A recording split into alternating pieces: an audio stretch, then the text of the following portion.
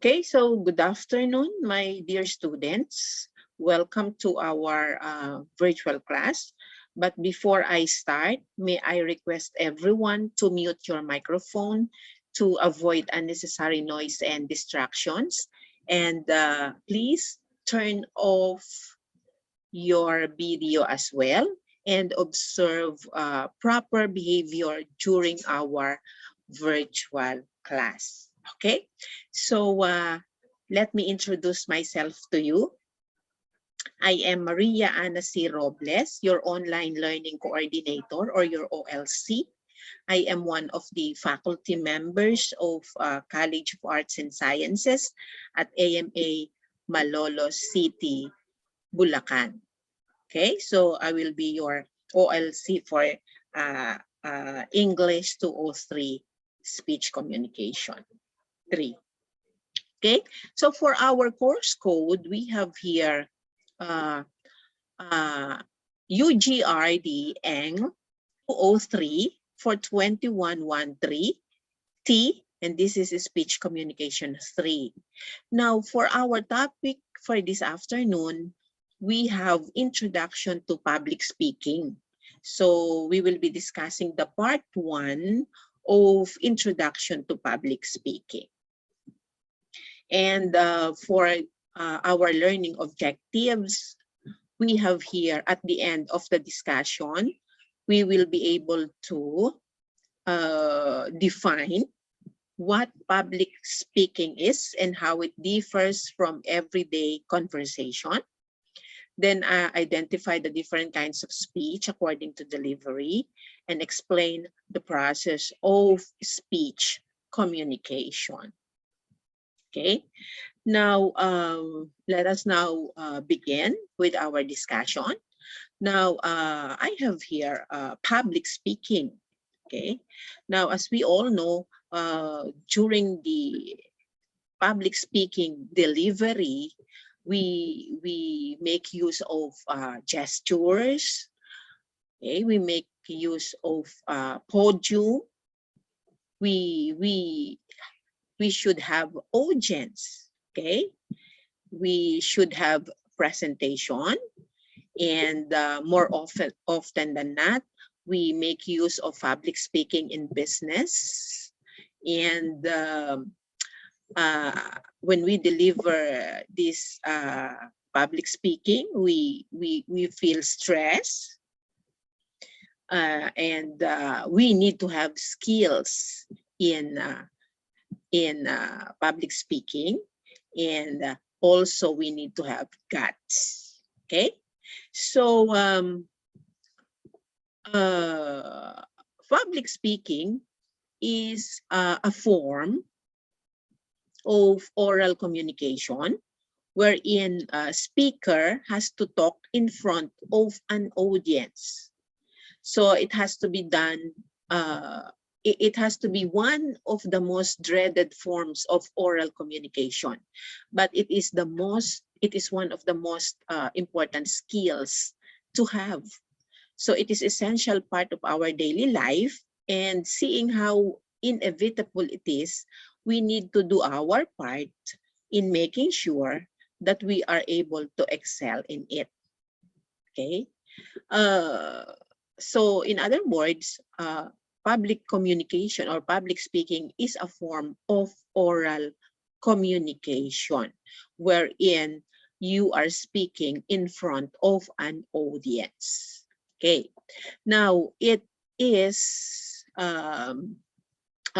public speaking and everyday conversation both involve communicating an intended message to the recipient, while both are forms of oral communication. So these two have their fair share of dissimilarities. Okay. Public speaking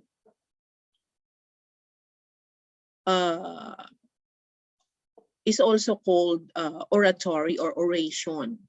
Okay, so as I said a while ago, it is giving a speech face to face to live audiences or live audience or live listeners. However, due to the evolution of public speaking, it is modernly viewed as any form of speaking, whether formally or informally, between an audience and the speaker. So traditionally, public speaking was considered to be a part of the art of persuasion. So the act can accomplish particular purposes, including to inform, to persuade, and to entertain. So more often than not, these uh, three purposes should be the main objectives of public speaking. That is to inform the audience, to persuade or convince the audience, and to entertain. Now, additionally, differing methods, structures, and rules can be utilized according to the speaking situation. Now, another one here is that public speaking can serve the purpose of transmitting information, telling a story, motivating people to act, or encouraging people. Now, this type of speech is deliberately structured with three general purposes. Just what I told you a while ago. That is to inform, to persuade, and to entertain. Now, knowing when public speaking is most effective and how it is done properly are key to understanding the importance of it. Now, this public speaking plays a large role in the professional world. In fact, it is believed that 70% of all jobs involve some form of public speaking. Okay, so we need to practice speaking in front of people. Okay, now there is no magic formula for effectively delivering public speaking. So it is a highly personal matter that allows us to utilize our own experiences, strengths, and weaknesses to our advantage. So in order to improve on this form of communication, we must try to gain experience, experiment on different styles and techniques, engage in self-critiques, listen to others' feedback, and be willing to make the necessary changes. So that is the secret of improving this form of oral communication. Okay. In the context of public speaking, speech delivery refers to the presentation of the speech you have researched, you have organized, you have outlined, and practiced. Speech delivery is important because it is most immediate to the audience. Now, because when you have this public speaking, along with that is speech delivery. Okay. Now, this speech delivery is an effective medium of putting words into action, which consists of words, your voice, your speaking voice, your facial expressions, your gestures, posture, and movements unified in a single pattern of expression. So you have to consider all of these things when you are having public speaking or when you deliver a speech. You have to consider your voice, your facial expressions, and others. So speech delivery also is a physical medium through which the speaker's mind makes contact with the audience mind. Okay, now what are the aspects of speech delivery? Because this is very important. Now there are two aspects. We have the physical aspects and we have the psychological aspect of speech delivery. So let's try to discuss them one by one. So for physical aspect or physical aspects, we have our speaking voice. We have our facial expressions. We have our eye contact, gestures, postures, and movements of the shoulders, the arms, the hands, the feet, even the manner of our standing and walking. Okay, so let's have first the voice. Voice is the sound produced by the vibration of the vocal cords. Okay, so it is the sound produced by the vibration of the vocal cords. Now, voice is important in effective speaking. So it is an asset to any public speakers. But if wrongly used, it can irritate not only the speaker, but also his listeners. So what are the properties of good speaking voice? Okay, so we have here the volume, we have here the rate, the pitch, the quality, intonation, and pronunciation. Okay, now let's have first the volume. Now, volume refers to the carrying power of the voice, the loudness and the softness of the speaker's voice. Okay, now the question is, what is the allowable volume of the speaker? Now, the allowable volume is not so soft that the speaker cannot be heard, and not so loud that the listeners will get distracted. So not so soft and not so loud. Okay, so that is the allowable volume. Okay, now how about rate? Now, rate is the speed in speaking. Okay, how fast or how slow the speaker is. So are you a fast speaker or are you a slow speaker? Okay, now what is the allowable rate or what is the allowable speed in speaking? So the allowable rate or speed is not so fast that the speaker cannot be understood, and not so slow that the listeners will get bored. Okay, so the allowable rate is not so slow and not so fast. Okay, now how about pitch? What do you mean by pitch? So it is the relative highness and lowness of the tone of the voice. Okay, so pitch is commonly referred to as the musical position of speech sound. So the allowable pitch should be within the range of the speaker, or not too low to sound mumbled. Okay, so that is the pitch. Okay, and then we have here the quality. Okay, the quality is the distinct characteristic of the speaking voice.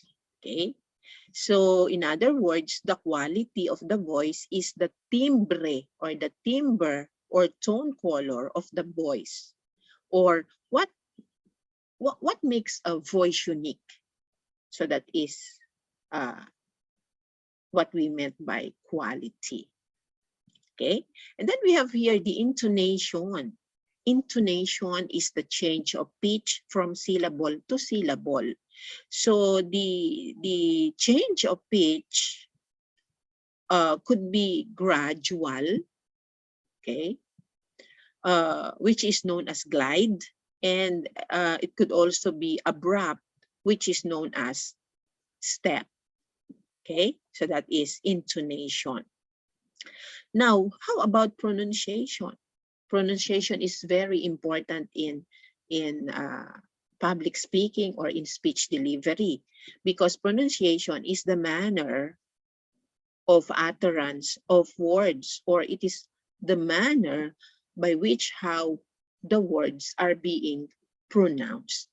Okay, so these are the properties of good speaking voice. Now, no matter how good your speech material is, if not delivered properly using a good speaking voice, it is nothing. So you have to consider your uh, good speaking voice. Now, what are the qualities of a good speaking voice?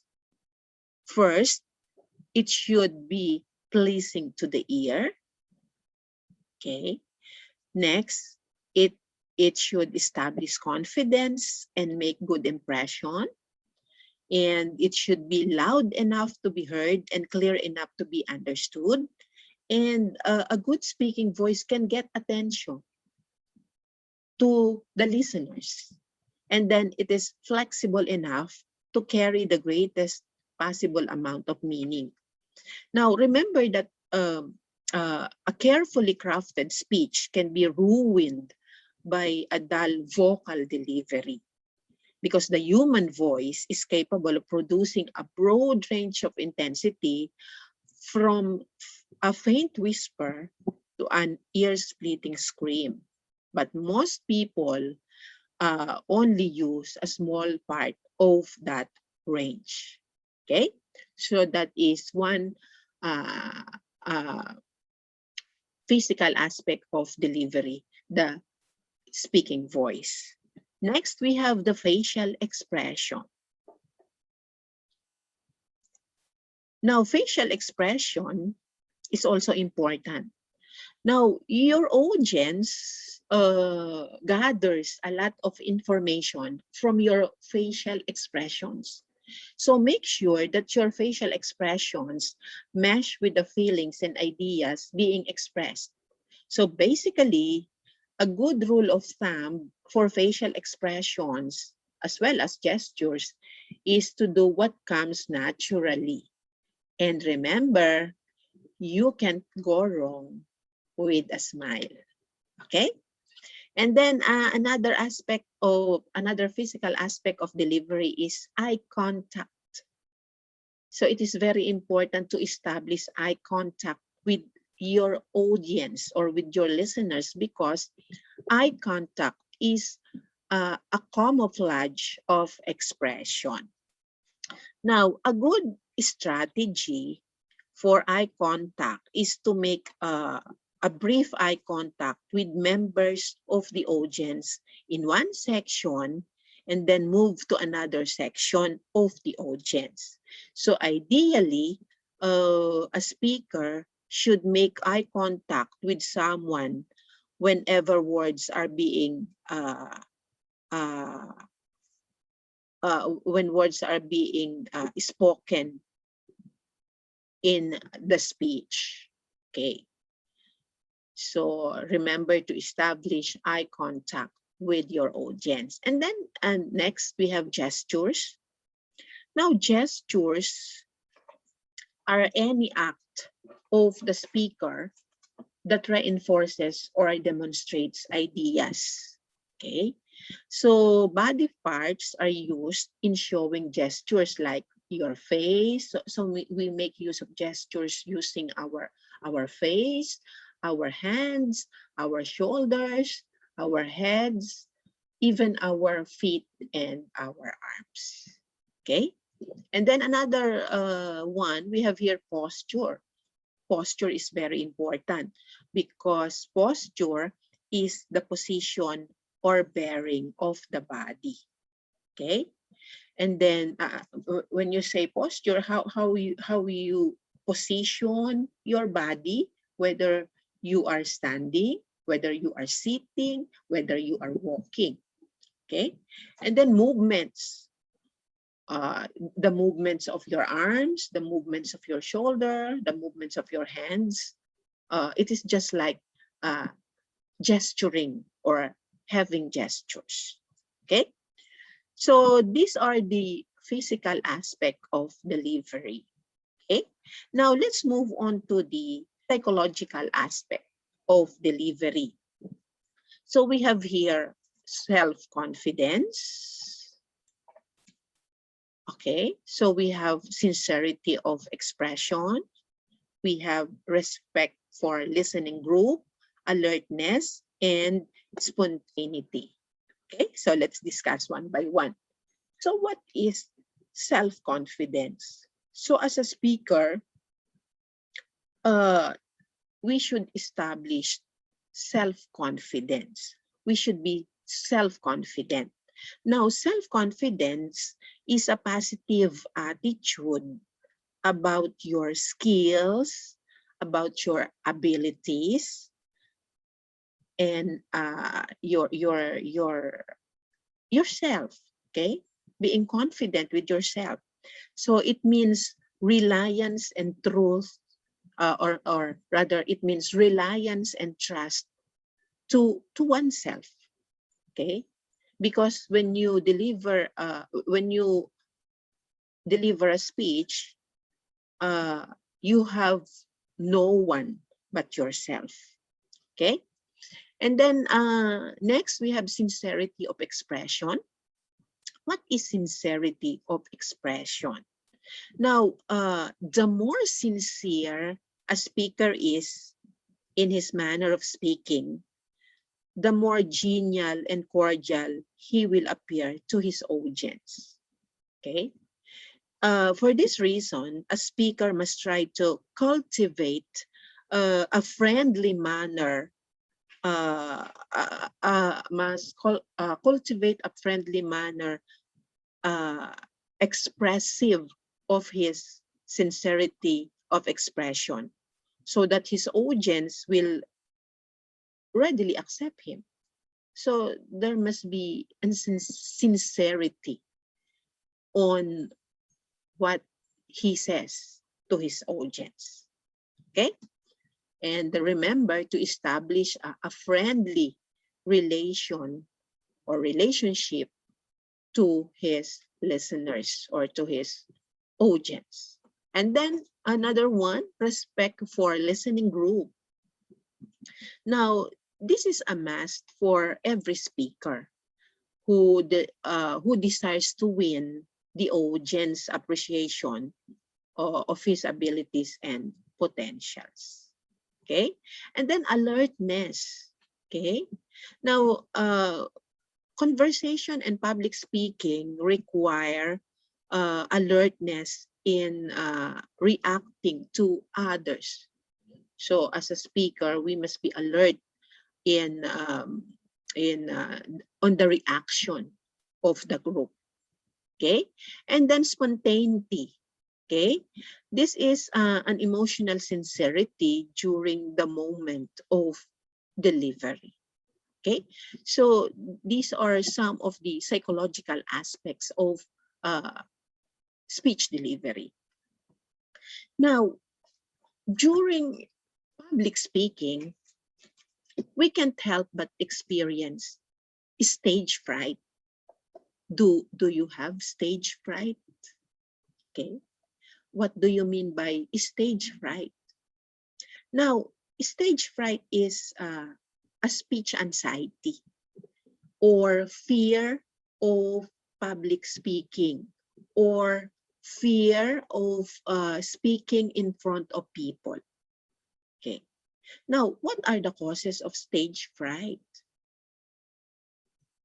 Why are you afraid? Why do you afraid of speaking in front of people? Number one, maybe shyness. Okay, shyness. Second, inexperience. Okay, you do not have any experience at all in speaking in front of people. That is why you are tense, you are nervous. Okay, because along with stage fright, along with having stage fright, you feel tense and you feel nervous, isn't it? Okay, so now there are causes. What are the causes? First, shyness. Second, inexperience. Third, unpreparedness. Maybe you are not prepared. Okay. Next, decisiveness of the speech. You are not sure of what to deliver. Okay. And maybe another cause of stage fright is fear of the unknown. Sometimes, even if you are not shy, even if you are ready and prepared, even if you are experienced already, but still you are tense and nervous. That is fear of the unknown. Okay. Now, how to control anxiety? Now, before we proceed, I have here some of the pictures of having stage fright. Okay, so you have here uh, you feel a lot of sweating. Okay, you are scared. Okay, you just want to cry, just like this girl. Now, another signs of having a stage fright, you have a sense of dread, you feel shaky, you feel as you want to faint, you are choking. Okay, there is a rapid heartbeat, there is wobbly legs. Okay, as if you want to collapse. So these are the signs that you are tense um, and nervous. So as I said a while ago, these are the causes of stage fright: inexperience, unpreparedness, shyness, indecisiveness of the speech material, and fear of the unknown. Okay. Now, what are the uh, ways on how to control your stage fright? So first, you have to be prepared. So be prepared, especially if you uh, are having uh, public speaking engagement. Second, be positive. Be positive, think positive, and feel positive that you can make it. Okay, and then another one, you have to practice, you have to rehearse, practice yourself speaking in front of the mirror, or practice yourself speaking in front of other people, maybe your family members. And most especially, uh, build self-confidence. Be confident with yourself. Okay, so these are some of the things that you should take into consideration so that you cannot experience this stage fright. Okay, so these are some of the things that you should remember in public speaking. Okay, so this is the part one of the introduction to public speaking. So my dear students, that concludes our discussion for this afternoon. The part one of the topic. Thank you for attending our virtual class. Keep safe, everyone, and God bless us all. Thank you. Thank you, ma'am.